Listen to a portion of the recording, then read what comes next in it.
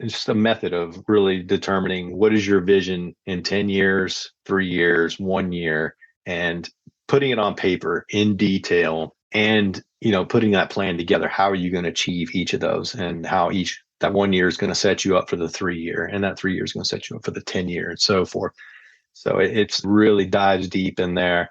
And so you're not just out there, hey, let's just work hard and see what happens. You really need to set a vision, and you need to make it clear, make your goals extremely clear. And what does it need to look like? What does it need to feel like, sound like, everything? So I highly recommend that book. It was excellent. Your network is your net worth. Come listen to some of the most successful people I know share invaluable knowledge, stories, and advice in real estate, business, and beyond. This is Weiss Advice. Whether you want to take your business or personal life to the next level, look no further. Welcome back to another episode of Weiss Advice. I'm your host, as always, Yona Weiss. Excited to be here today with Noel Walton of JCORE. JCORE. I guess it's just JCORE, right? That's it. JCORE Partners, otherwise the Joint Chiefs of Real Estate. Thanks, Joint Chiefs of Real Estate. So good to have you on the show. How you doing today? I am awesome. Thank you. And you just made a big move. You just told me you just made a big move across the ocean. Tell us a little bit about that. I know you had just retired from active duty in the Army for a long time. Tell us a little about it before we get started, and deep in the conversation. How's that move for you? What was it like? Oh, man, it's been wild. It's been good. So kind of history, background. I joined the military, enlisted in the Air Force at the age of 18. I was a Security Forces Airman, Joint Base Andrews, which is now Joint Base Andrews, in the DC area. I was guarding Air Force One, doing all kinds of fun stuff there. 6 years of that, got out. Eventually ended up going to school full time. That's where I met my wife now, where she's from Austria. And that's what led to us moving here now that I've retired. But I commissioned into the Army in 2010 as a Black Hawk pilot, flew Black Hawks through Fort Rucker, Alabama, Schofield Barracks, Wheeler Army Airfield, Hawaii. I spent 4 years out there, loved it. We got married in 2012, right as soon as I finished flight school. And we were on our way to Hawaii. So it was a 4-year honeymoon for us. Oh, that's awesome. Finished that time, back to Alabama, and the Army had me all over the place. So Texas, and then retired finally, actually this past December, I retired from the Army in Fort Hood, Texas. Wow, and amazing. Now we've actually just moved over here to Austria, just outside of Innsbruck. So living the expat life and working remotely, and for our team, working acquisitions and capital raise. That's very exciting. That's awesome. A lot of people talk about, time freedom, geographical freedom, and all these things when we talk about success. Like, what does that mean to you? I mean, you've done it, retired relatively early. When people talk about retiring, you look like a young guy. But you were able to do that with the help of real estate, correct? Yeah, absolutely. Yeah. And that's kind of really what started things off. Is after I commissioned, I knew I already had somewhat of a head start past, as far as my timeline in the military, beyond some of the other officers that were brand new out of college at the age of 22, 23. I was roughly 30 years old at that time. So I knew that I was going to reach retirement within, roughly 10 years or so. And, that was something that I had seen many people before me that reached this 20-year retirement, and they're still forced to get a W-2 job, and they're still working it. And, yes, for military retirement it's great. It's something. It pays basic living expenses, but I didn't want to limit myself to that and have to jump into a W-2 job. I wanted to find something that I knew I'd be passionate about, that could also make my money work for me. And my wife and I found residential real estate originally, starting in 2011. And gradually built upon that, got into some fix and flips and rentals. And then that's really how it got started in this path. And then we found, it just wasn't as scalable as what we had thought. Right. Real estate is something that, I learned. We've had a few of the guys from ADP, active duty passive income, on the show. And so we've talked about how to use the VA loan and how to use things like that, different advantages that you have as a active duty or as a veteran. Were you able to take advantage of some of those things when you first started out? Yeah, absolutely. Yeah, we did use the VA loan several times, actually. I used it in Hawaii, bought a great house there, really had some great appreciation on that. We sold it when we PCS'd, moved to Alabama, and we found we could buy VA foreclosures for $40,000 cash, which was amazing. And Wow. started doing some rehabs and rentals, and they had some great returns, and we learned a lot doing that, and took a lot of that same knowledge that we gained there and are able to apply that now into the multifamily space as well. That's amazing. And so fast forward a little bit, you and your partners founded what we call JCORE, right? What you mentioned, Joint Chiefs of Real Estate. So I'm assuming, and I don't know anything, and maybe our listeners don't, but I'm assuming that you and your partners all have a military background. Is that safe to assume? That is correct. So, and the way it came about actually was in 2020 is when I first made the dive into commercial multifamily real estate. And I met my first partner, Miles Spezios, who at the time was an Air Force captain, now Space Force. We met at Fort Hood, Texas, and realized we had a lot of the same vision, the same goals, what we wanted to accomplish. And we said, hey, let's work some deals together. Let's put some offers, some LOIs out on these properties and see where we can get. So we worked it hard in 2020. Everybody knows the lockdowns and everything else. It was a slow progression, but we gradually built our team up around mid 2020. We're now 5 strong, each from a different branch of the military, which is pretty awesome. And that's where we came up with the name, the Joint Chiefs of Real Estate. So, and now we have representation across, Space Force, Air Force, Army, Navy, and Marine Corps. So it's a pretty awesome team. Really, we mesh well together. We think a lot alike, have the same values, the discipline, everything. And it's just a phenomenal team. Makes sense. That works. Obviously, you want to have people that you have as partners that you have similar values, similar goals, but different skill sets and different, that can complement one another. And I think that's what makes up a great team. And I'm sure you've experienced that a lot. Being an officer in the military, when working with other people, right? You either butt heads with them or you work really well with them. Yeah. And it's going to happen. I mean, you're going to have those moments where you're going to bump heads here and there, but it's a matter of having that respect, that thick skin. Once you're done bumping heads, you can get right back into it. There's no hard feelings or anything, it's this, and a lot of that comes from one person having a strength in one area and they see things in a slightly different perspective, which is great for making that team well-rounded and seeing things from either, the financial perspective or this asset management. Well, what about this or that? So we all bring these great perspectives to each of our decisions and those that we encounter. So how do you actually practically go about building a team like that? I mean, it would seem bringing on a new team member is, growing from 2 to now 5. And I'm sure you have other team members also doing various things. But how are you able to do that? I mean, is it something, I don't know, any secrets, any advice for team building or bringing on new partners? Yeah, I mean, really, for us, some of it came almost natural, but it came as a result of relentless networking and just constantly meeting people and talking to people. And when at certain points, we just came across something clicked, and we started more conversations and like, hey, what's your background? Where are you from? And what do you do? What do you think is important and things like that? And that once we found those personality, we meshed well in personality and as well as the values, the vision. Then we explored further, like, hey, is this something you would like to do? Is this because this is what we're thinking we want to do? Are you part of this? And so that's really how it came about. And it actually was quite organic. It was pretty wild. That's pretty cool. And I think it really does speak to your ability to network. And we talk about this all the time on the show, right? Going to events. It was hard during the lockdowns, but nevertheless, you were able to do that. I mean, simultaneously during that time, build that team, build the assets, right? Grow your portfolio, which is, continuously growing. Are you still in this environment focused mainly on multifamily, or has that branched out to other things as well?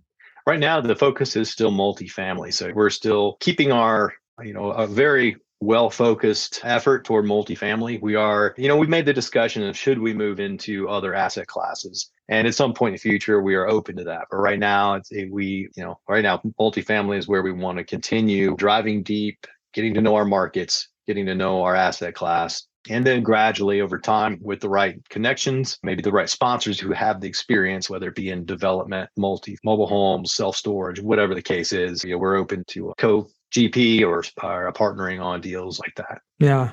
And I noticed you had written in your bio. I always ask all my guests to send over a little bio. I don't really, read it out on the podcast per se, as sometimes I'll be on a podcast and the guest will like literally read, the bio that I sent over word for word verbatim. It just sounds a little cheesy, but obviously it comes with experience. But one thing I did notice you mentioned is something that drives you, and obviously the partners that you have in the Joint Chiefs of Real Estate is servicing veterans and servicing others that are struggling. Well, obviously, we know there's a lot of struggles out there for veterans, and how to combat that. I mean, probably the best word to use to combat the problems that are dealt with. I mean, are there any organizations that you are a part of or running or are building in order to do that? So right now we do have goals of in the future starting our own nonprofit, but for now, we definitely want to be a part and assist in some that are already well established and doing great things for veterans. And like you said, it's as veterans, we really have a place in our hearts for others that are struggling. Most of us have had our struggles at some point, mentally, and especially as you get to retirement or separation from the military, there are different struggles there. And even if you're not in the military, you probably know someone who has had some sort of struggles that was in the military or took their own life or is homeless or something of that nature. So it's such an epidemic it needs to be, there's a huge need there. So that's something that we want to get after and really give back from our profits as well. And that's what we will continue to do as a team. But one of the nonprofits that really caught our attention was it's based out of, I believe it's Missouri or Kansas City, but providing tiny homes for veterans. The names escape me right now. Yeah. Sorry. No, and there are a bunch of organizations like that and similar that I know I'm blanking on the names also right now, but like homes for veterans, maybe there's. Yeah. The Veterans Community Project. Oh, there you go. I'm thinking of. Correct. Yeah. So, and we're good friends with folks down active duty passive income as well. And that's, we plan to partner with them as well and what they're doing alongside them and be able to start that way and gradually build into something in the future where we can take more of a lead role in something like that too. That's awesome. It really, I think every single real estate investor out there, if you're listening to this and this is you, because hopefully you're learning about real estate or are investing in real estate, pretty active in this discussion that we have in Wise Advice, I feel it's really important to give back in some way or another. And obviously we all have our own communities. We all have our own causes that speak to our own personal, experiences, our own whys. I know for me personally, like I started a nonprofit many years ago. I handed it over to someone else to run when I, got more involved in real estate, but still contribute to that, significant, heavily contribute to that fund or that nonprofit. But it was helping struggling families because I was in that situation myself many years ago. And, when you experience something on your own, you want to be able to, when you have the means, to be able to give back to those who are in similar situation because you can relate. I mean, I think it's so easy. And there are ways to build it into your actual or to build it into your fund or your investments that a portion of that will go towards, this cause or charity in general. I think something like that is, to me, speaks volumes of the operators of the people who are running the investments. Yeah, absolutely. And that's it. It's, great. Making money is great. And it's nice to say, build wealth and help people build wealth. But even beyond that, you want to create those win-wins for investors, sure. And for a better place for people to live. But beyond that, there's so much more that you can do for folks who are in need and for any cause, whatever that is that, really motivates you and gives you that, more than just focused on you making money.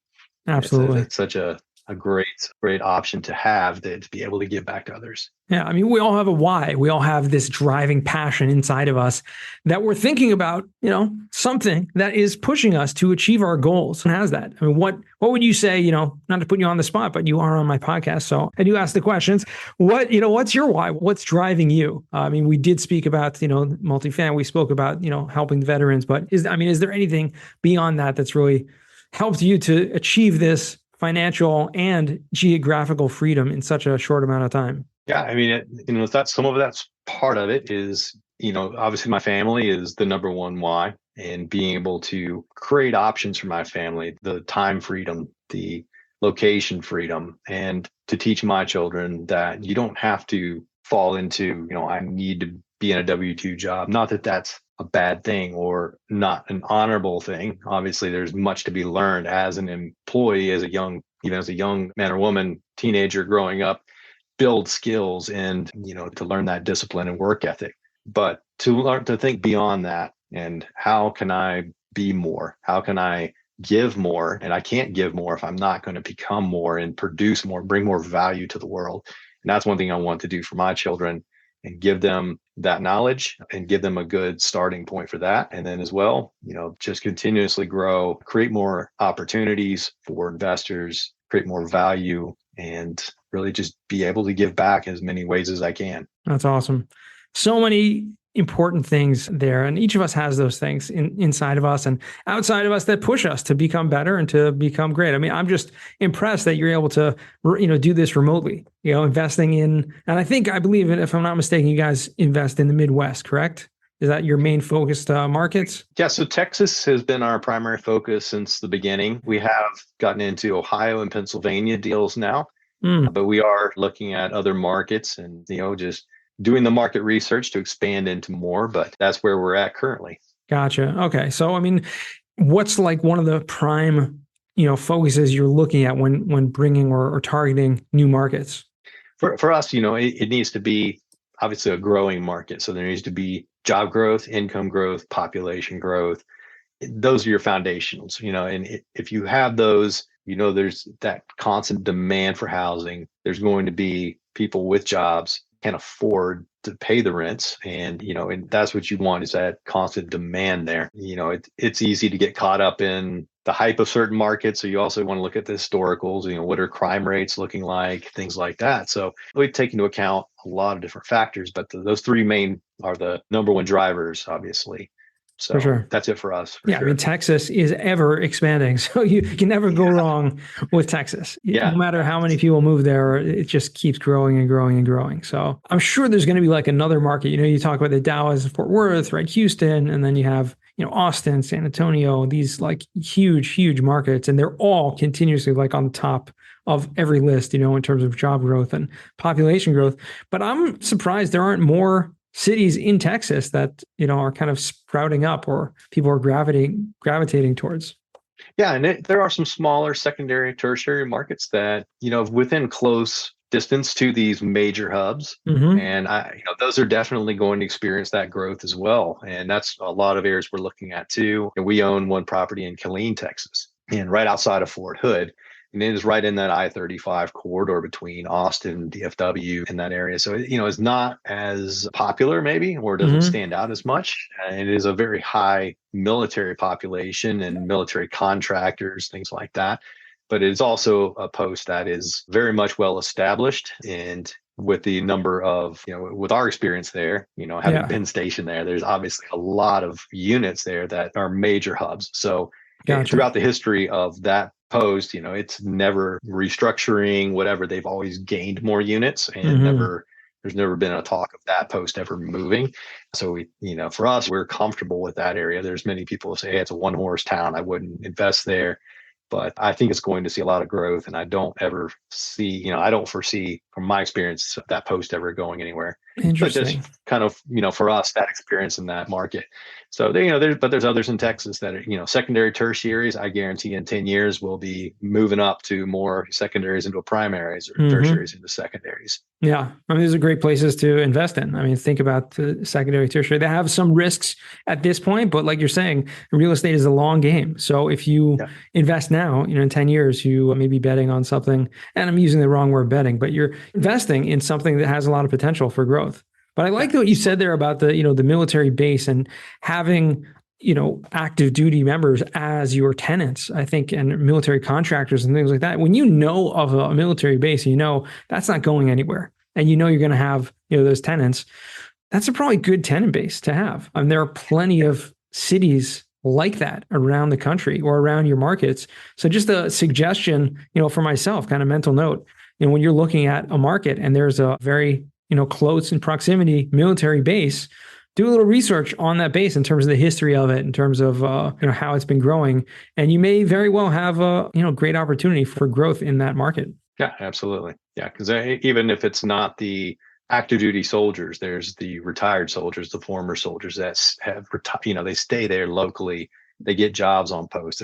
They still have solid jobs that they're long term, and that they're still a good renter base for sure. Yeah, and typically speaking, it's a good renter base in terms of the ethics and I guess. Well, you also have opportunities to maybe create some units there for some, like you were talking about before, some veterans that need a place to live. That's a great opportunity to kind of integrate them. Having surrounded by other former veterans are probably a good place to be. Yeah, absolutely. Awesome. Well, Noel, I want to transition now what we call the final four. These are 4 questions I ask all my guests. First one for you is, and you can take these as long or short as you want. We'll see where it goes. First question is, what is the worst job that you ever had?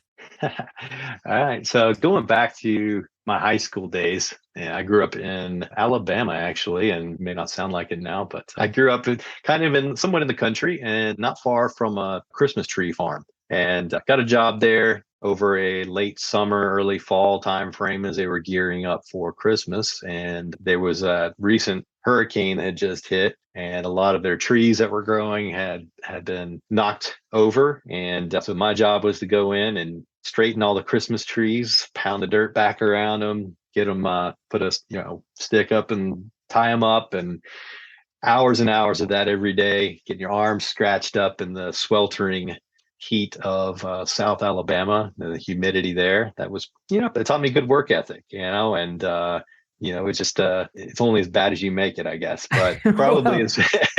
But at 16, 17 years old, that was probably the worst I'd had. And obviously in the military, there are other jobs that can be worse, but overall in the military, I would say it was a good experience. And but your mindset shifts a bit. Once you're in the military, some things are just gonna suck, and that's just how it is.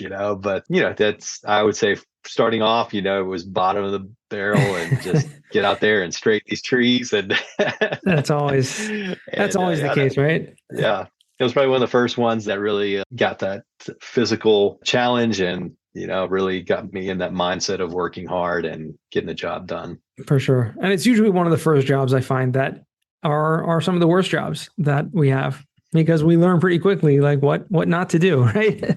Yeah. Like we don't want to do something like that again, but we move on. It definitely will teach you work ethic if you got to do it. I don't know. Some people wouldn't stay on for that long. After a day or two of doing that, I don't know if I would stay on, to be honest. Yeah. But that's great. Second question we'll ask is, what is a book you've read that's given you a paradigm shift? Yeah, I mean, there's a lot of books that could meet that, but I'll say one of the recent ones that I've read was really good was Vivid Vision. And the author's name escapes me right at the moment, but it's a short book, a very small, could be read in probably less than a week, but just a few minutes a day. But such a great way to, just a method of really determining what is your vision in 10 years, 3 years, 1 year, and putting it on paper in detail, and putting that plan together. How are you going to achieve each of those, and how that 1 year is going to set you up for the 3 year, and that 3 years is going to set you up for the 10 year, and so forth. So it's really dives deep in there. And so you're not just out there, hey, let's just work hard and see what happens. You really need to set a vision, and you need to make it clear, make your goals extremely clear. And what does it need to look like? What does it need to feel like, sound like, everything? So I highly recommend that book. It was excellent. Awesome. Yeah, we've definitely heard that at least once before on the show. Definitely a great book. I would highly recommend it as well. Vivid Vision. Just getting setting your goals straight, setting your mind straight, and figuring out what direction you're going to take. It's having a workbook or something, ideas to work you through that. Highly recommended. It's oftentimes when we're, in business, or we don't take the time to actually do the work, that needs to be done to kind of set things up and make a plan. Oftentimes we may think about, and I'm speaking to myself also here, but, in school, you sit down and you write, and you're writing and you're writing. You have to do all this research and work. And then you get out in your business, and really those skills can be extremely valuable. But having a book like that can really set you straight. I definitely think that's a great one. Yeah, absolutely. It's great. Awesome. So third question is, what's a skill or talent that you would like to learn? There's so many. Well, right now, the current one that I am most focused on is getting fluent in German, now that I'm living in a German-speaking country.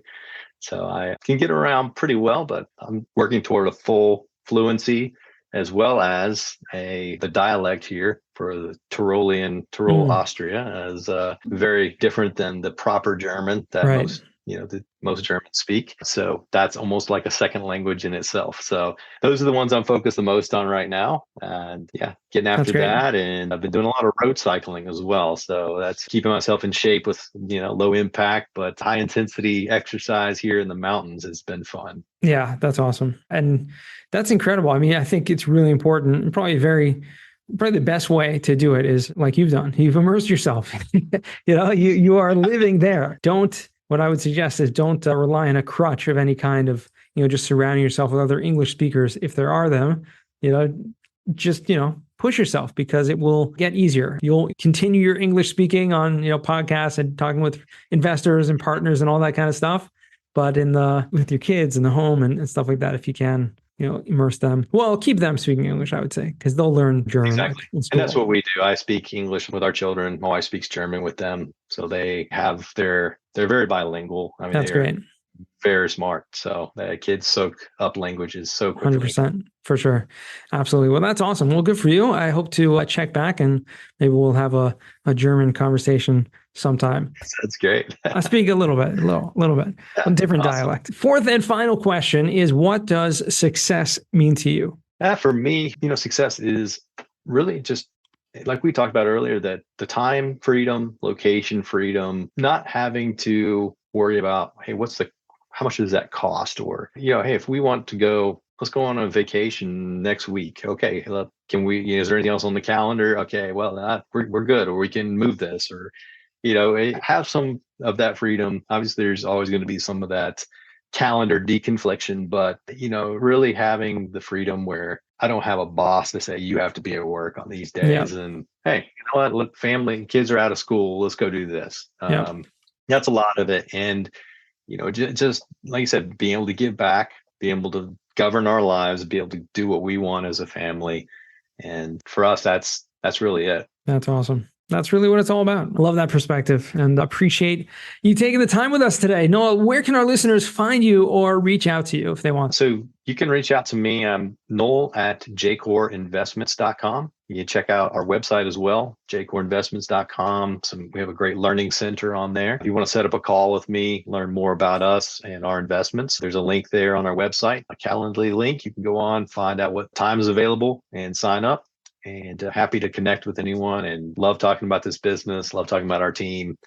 And that's the best way to reach me. Awesome. Also on LinkedIn and Facebook. So definitely connect with me there. All right, there you go. We will make sure to put all those links and all that information in the show notes. And guys, remember to check out the show notes. It's filled with resources and just a good thing to guide you along the listening experience. Of course, not if you're driving or on the treadmill, I wouldn't recommend it. But otherwise, check out the show notes. And I hope you guys have an awesome day. Thank you again, Noel, for joining me. It's really been a pleasure. Absolutely. It has here as well. And to our listeners, you guys are awesome. Thank you for listening all the way to the end. Once again, and remember, the best advice comes only when you ask. Real quick, I have one question for you. Did you like this episode? If you did, I want to ask you a huge favor. See, the biggest thing that helps this podcast grow and that will spread this message to the whole world is that if you leave a review, a rating, and subscribe to the podcast. What that does is it basically tells the platforms that this podcast is out on is that you like my stuff and I'm doing something right. So take a few seconds out of your day, hit that subscribe button, leave a rating or review. I would be extremely grateful. Also, I want to hear from you guys. So I want to hear some feedback. If you have any questions for future episodes, please find me on LinkedIn. Send me a DM, a connection request, Yona Weiss, and I'd love to hear from you.